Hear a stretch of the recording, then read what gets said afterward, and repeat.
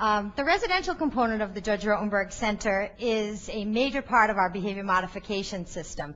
We use what we refer to as a residential ladder, where the students typically start at a beginner or intake residence and work their way up through our intermediate program and finally into the transitional houses. The beginner residences, where the students typically start, are typically more students live at these homes. There's many more staff, almost a one-to-one ratio at some of these houses. The security is much more intense, fences, more cameras, more alarm systems, and the students have many less privileges at these homes. As the behavior improves, they have the opportunity to progress to our intermediate homes.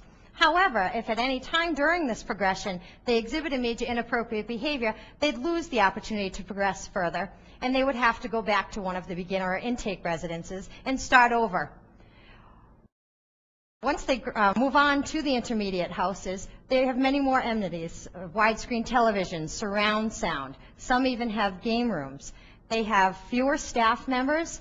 They have many more privileges. They have earned rewards in their bedrooms, televisions, DVD players, stereo systems. The high-functioning students even have a computer in each of their rooms. This is one of our houses that has a beautiful in-ground pool, a large yard with a swing set.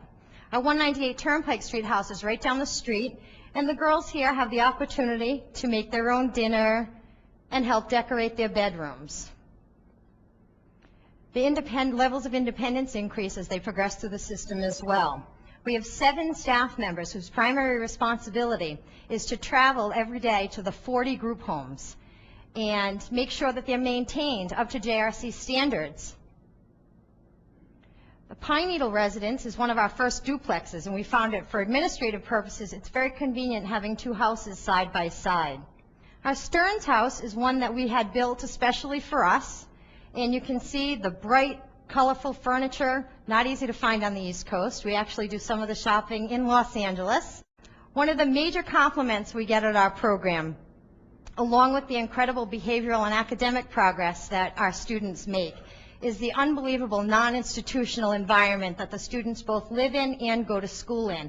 And that's due mainly from our design consultant, who is also the executive director of Tobin World in Glendale, California, Miss Judy Weber.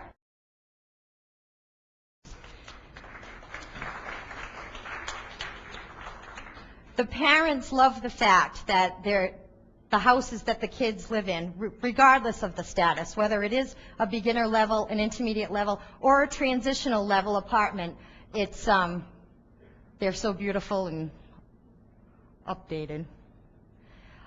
Once the students progress to the point where they can move on to a transitional residence, they may live in one of our 15 apartments. And the apartments, the students that live in the apartments, there's typically 4 students that live in these homes, and they're concentrating mainly on independent living skills, whether it's laundry, cooking, cleaning. A lot of the students at these homes have in-school jobs, and many of them are working towards getting jobs in the community. Some of them also participate in our vocational program.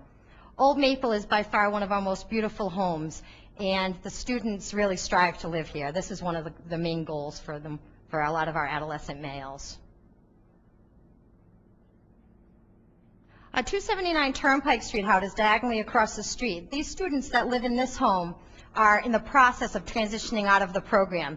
Many of them do have community jobs. It's on a bus route, and they transport independently via public transportation to and from those jobs. One's at Chili's, one's at an animal shelter, at a warehouse. And the last house that I'm going to show you is our William Kelly residence. It's absolutely stunning. It's bright, positive, upbeat environment that any student in a residential treatment facility would choose to live in. I'd like to introduce Dr. Patricia Rivera, who will be talking about our positive programming.